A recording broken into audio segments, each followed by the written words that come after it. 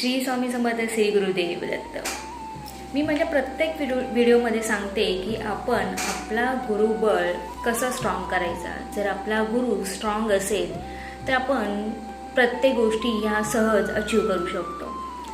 काय होतं की सगळ्या गोष्टीसाठी आपण रेडी असतो, पण अचानक तिथे ते काम थांबलं जातं। तर ह्याच्यासाठी जर तुमचा गुरु तुम्हाला स्ट्रॉंग करायचा आहे तर तुम्हाला अत्तर वापरायचं आहे।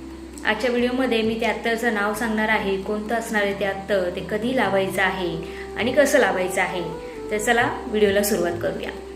तर करायचं काय आहे, तुमचा जर गुरु स्ट्रॉंग असेल तर त्याच्यासाठी तुम्हाला अत्तर वापरायचं आहे आणि ते अत्तर असणारे केशर, जे केशर असतं आपलं त्याचं अत्तर।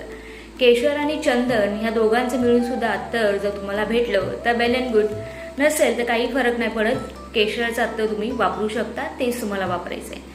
आणि हे अत्तर केव्हा वापरायचं तुम्हाला? गुरुवारी।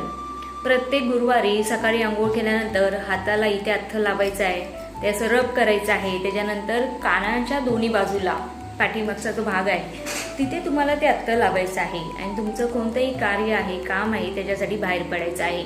मग सकाळ, दुपार किंवा संध्याकाळ कोणत्याही वेळेस लावलं तरी चालेल, तिन्ही वेळेस लावलं तरी सगळ्यात उत्तम। आणि त्याचबरोबर जर चंदनाचं, केशर आणि चंदन मिळून जरी तुम्हाला अत्तर भेटत असेल तरी तेही चालणार आहे। आणि जर शक्य असेल, जर तुम्हाला त्याची ॲलर्जी नसेल किंवा काही प्रॉब्लेम नसेल तर रोजसुद्धा तुम्ही ते अत्तर वापरू शकता। ह्याच्याने तुमचा गुरु स्ट्रॉंग होतो, तुमची अडकलेली कामं पूर्ण होतात आणि ज्या नशिबाची जी साथ असते ना ती भेटण्यासाठी सुरुवात होते। खूप छोटासा उपाय आहे, पर्सनॅलिटी डेव्हलपमेंटसाठी सुद्धा खूप छान वाटतं। ज्यावेळेस त्या अत्तराचा सुगंध येतो, आजूबाजूचं वातावरण सुद्धा तुम्हाला प्रसन्न वाटतं। तर करून बघा आणि कमेंटमध्ये लिहायला विसरू नका। श्री स्वामी समर्थ, श्री गुरुदेव दत्त।